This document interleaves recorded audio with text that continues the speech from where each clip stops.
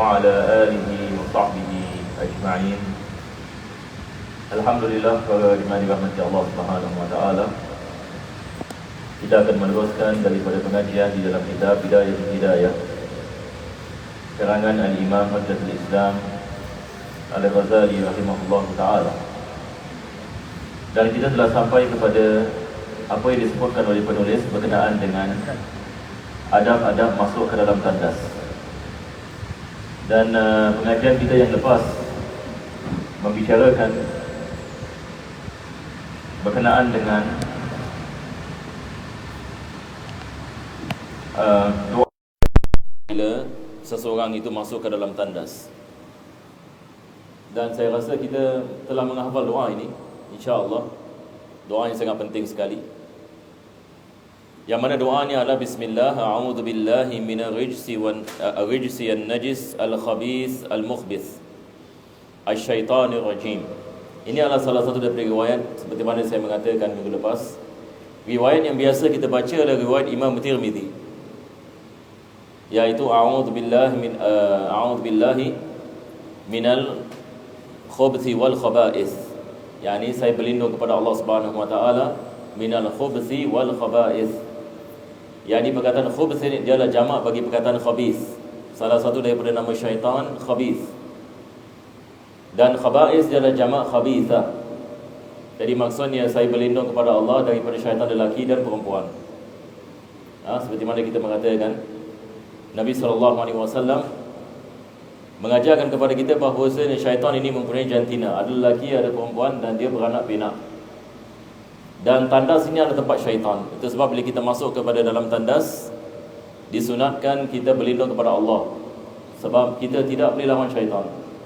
Dia melihat kita tetapi kita tidak melihatnya. Hanya Allah saja yang boleh menjaga kita daripada kejahatan dari syaitan. Selepas itu Al-Imam Ghazali mengatakan, dan ketika engkau keluar dari tandas, hendaklah engkau baca ghufranaka. Alhamdulillahilladzi adhaba anni al-adha wa afani. Dan juga ghufranaka, ini dalam Bidayatul Hidayah dia menukilkan riwayat yang lain. Alhamdulillahilladzi adhaba anni ma yu'dhini wa abqa alayya ma yanfa'uni. Yang ini sikit lebih kurang, yang ini sama, yang ini maknanya. Jadi bila kita keluar daripada tandas, disunatkan kita keluar dengan kaki kanan. Jadi dalam Islam, apa saja perkara yang kotor, kita melakukannya dengan bahagian kanan kita. Kalau kita nak pegang najis, kita menggunakan tangan kiri. Istinja, tangan kiri. Buang sampah, tangan kiri. Cuci tandas, tangan kiri. Begitu juga dengan kaki. Bila masuk yang ini kepada tempat-tempat yang kotor, seperti masuk ke dalam tandas, kaki kiri dulu. Masuk ke dalam tempat maksiat, kalau sekiranya misalan seseorang itu berlalu misalan, kaki kiri. Masuk yang ini di tempat yang ini orang buang sampah, kaki kiri. Yang ini maksudnya apa saja benda yang dianggap sebagai kotor, zahir ataupun batin, maka disunatkan kita menggunakan yang kiri, dan tidak disunatkan kita menggunakan yang kanan. Basuh kaki menggunakan tangan kiri. Walaupun kita lihat ramai orang ini silap ini di sini, yang ini basuh kaki wuduk, dia menggunakan tangan kanan. Tidak disunatkan tangan, makruh kita menggunakan tangan kanan. Jadi bila kita basuh kaki kita, sebab kaki ini tempat kotor, kita pijak dengan kita menggunakan kaki. Jadi kita pijak debu, kita pijak najis, kita pijak kadang-kadang kita tak tahu ini ada najis, kita terpijak dan sebagainya. Maka kebiasaannya kaki kita ada kotoran. Maka bila kita memegang kaki, tidak disunatkan kita memegang ini dengan tangan kanan, maka dengan tangan kiri. Jadi apa saja benda yang kotor, kiri. Jadi masuk ke dalam tandas, kaki kiri. Keluar daripada tandas, kaki kanan. Masuk rumah, kalau kita nak masuk rumah kita, kaki kiri ke kaki kanan? Kaki kanan. Sebab rumah kita tempat yang bersih. Bila kita keluar rumah, kaki kiri atau kaki kanan? Kaki kiri. Sebab kita daripada tempat yang bersih kepada tempat yang kotor. Jadi daripada tempat ini yang bersih kepada tempat ini yang kotor, maka kita keluar dengan kaki kita keluar dengan kaki kiri. Jadi hatta masuk rumah, keluar rumah, Nabi SAW mengajarkan kepada kita, sama ada dengan kaki kiri ataupun tangan kaki kanan. Kita makan ini dengan tangan kanan, bukan ini dengan tangan kiri. Bila kita memotong rambut yani. Bila kita memotong ini rambut, disunatkan mula dengan kanan. Perkara yang baik semua disunatkan bermula dengan kanan, dan Nabi SAW suka kepada kanan bagi benda-benda yang bersih. Bila kita pakai baju, disunatkan kita memulakan dengan kanan. Kita kalau nak pakai baju, kita masuk tangan kanan dulu, baru tangan kiri. Kita pakai seluar, kita masuk dengan kaki kanan dahulu, baru kaki kiri. Bila kita nak pakai selipar, kita memakai dengan kaki kanan dahulu, dan sebagainya. Maka ini semua ada perkara-perkara, masya-Allah, dia bersangkut paut ini dengan banyak amalan kita seharian. Jadi kalau kita niat sunnah, pakai seluar dapat pahala, pakai baju dapat pahala, istinja dapat pahala, masuk tandas dapat pahala, keluar tandas dapat pahala. Betul ke tidak? Potong rambut pun dapat pahala. Jadi apabila kita niat mengamalkan sunnah Nabi SAW, segala amalan kita dapat pahala. Hatta pergi kerja dapat pahala, pergi masjid dapat pahala, keluar daripada masjid dapat pahala, masuk masjid dapat pahala, berus gigi pun dapat pahala. Berus gigi dengan niat mensucikan diri kita, sebab Nabi SAW suka kepada nadhafah.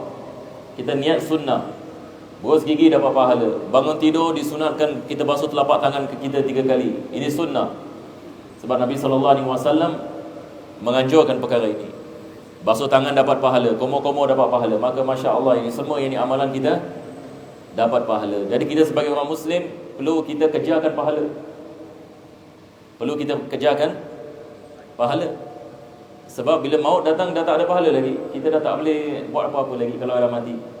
Tapi sekarang boleh, masya-Allah, kita diberikan peluang. Allah mengatakan falyatanafasil mutanafisun, hendaklah manusia berlomba satu dengan yang lain untuk mendapatkan pahala di sisi Allah dan melaksanakan apa yang dilakukan oleh Nabi SAW.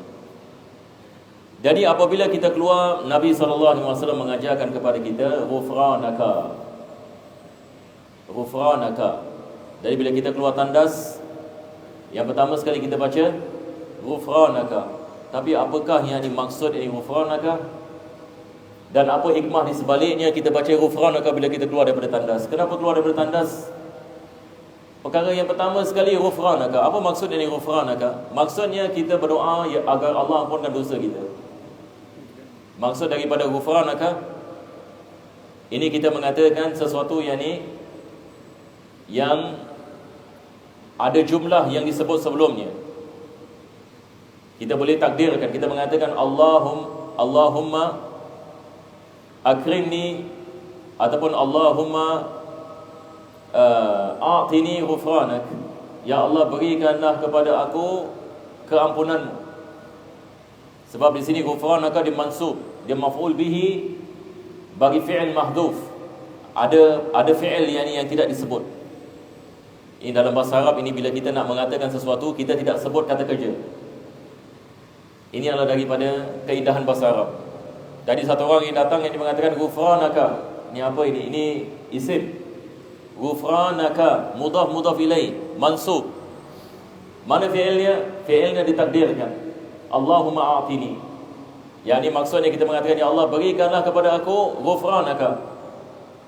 Ghufranaka, yani ya Allah, berikan kepada aku ghufranaka. Maksudnya, ya Allah, ampunkanlah aku. Yang ini maksud ghufranaka, ya Allah, ampunkanlah aku. Tetapi soalan yang kita menanyakan di sini, kenapa kita minta keampunan bila kita keluar daripada tandas? Kenapa bila kita masuk dalam tandas kita tidak mengatakan ghufranaka? Tetapi bila kita keluar daripada tandas kita mengatakan ghufranaka. Apa hikmahnya? Para ulama kita mensyarahkan hadis ini. Nabi SAW mengajarkan kepada kita, apabila kita keluar daripada tandas, perkara yang pertama sekali kita berdoa kepada Allah adalah Allah mengampunkan dosa kita. Apa sebabnya? Sebab apabila kita masuk ke dalam tandas, Allah telah memberikan kepada kita nikmat yang sangat besar sekali dalam tandas. Nikmat yang sangat besar sekali di dalam tandas. Apakah ini nikmat itu? Nikmat dapat kita mengeluarkan kotoran daripada badan kita. Ini nikmat yang besar. yang mana kalau kita seumur hidup kita bersyukur kepada Allah atas satu nikmat ini tidak akan mencukupi. Maka kita berdoa kepada Allah agar Allah ampunkan dosa kita, sebab kita menggunakan nikmat Allah melakukan maksiat, dan kita tidak mampu melakukan kesyukuran yang hakiki kepada Allah walaupun dengan satu nikmat. Dan kita mengatakan, ya Allah, berikanlah kami keampunan. Sebab ini nikmat yang besar. Kalau kita bayangkan, kenapa ini nikmat yang besar ini? Cuba bayangkan, na'udzubillah min zalik, satu orang tidak dapat mengeluarkan najis daripada badan dia, apa jadi? Kalau kita tanya kepada doktor pakar, what happens if a person cannot remove any his bowels? Dia mengatakan ini mungkin 1-2 hari meninggal terus. Satu orang ini kalau dia tidak dapat mengeluarkan najis daripada badannya, membawa kepada maut. Itu sebab bagi mereka yang tidak dapat mengeluarkan najis daripada badan, cepat-cepat nak kena tepuk. Kalau tak, dia meninggal dia.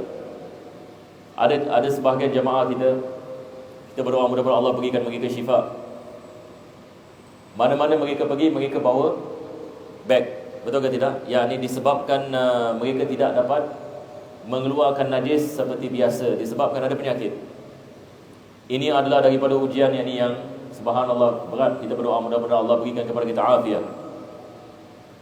Dan kita tidak dapat bayangkan azabnya kalau dikenakan perkara yang seperti ini. Hanya orang yang telah melaluinya akan mengetahuinya. Jadi apabila seseorang itu tidak mampu mengeluarkan najis daripada badannya, terus badan dia nak kena tepuk. Dah tak ada cerita lagi. Dia tidak boleh dilambatkan. Sebab kalau dilambatkan, najis ini yang ada dalam badan kita ni racun. Dia ibarat ini racun. Dia hanya tunggu time saja. Dia membawa kepada maut. Dan Allah Subhanahu Wa Taala menciptakan badan kita. Badan kita ini bila makanan masuk ke dalam badan kita proses makanan. Betul ke tidak? Lepas itu badan kita ini dia akan ambil apa yang manfaat bagi badan, apa yang tak manfaat diletakkan kepada saluran najis. Jadi benda yang ada pada saluran najis ini semua adalah benda yang tidak membawa manfaat ini kepada badan kita. Siapa yang menciptakan sistem ini? Allah. Jadi kita lihat badan kita ini sangat kompleks sistemnya. Allah memberikan kepada kita nikmat ini yang besar. Nikmat kesihatan, nikmat digestive system kita, yang mana badan kita berfungsi, dapat kita berjalan, dapat kita menjalankan kehidupan kita, dapat kita mendapatkan kesihatan. Maka tandas ini adalah daripada tempat yang mana kita mengeluarkan racun. Jadi kita mengeluarkan najis daripada badan kita menjadi sebab kita kembali kepada kesihatan dan afiat. Jadi apabila kita keluar daripada tandas, kita ingat akan nikmat yang Allah telah memberikan kepada kita. Maka Nabi mengajarkan ghufranaka, ya Allah, berikan aku keampunan sebab aku tidak mampu mensyukurimu seperti mana engkau patut disyukuri. Dan aku meminta belas ihsanmu dan keampunan. Ini yang kita baca selepas kita keluar daripada tandas. Selepas itu kita baca alhamdulillahilladzi adhaba 'anniyal adha.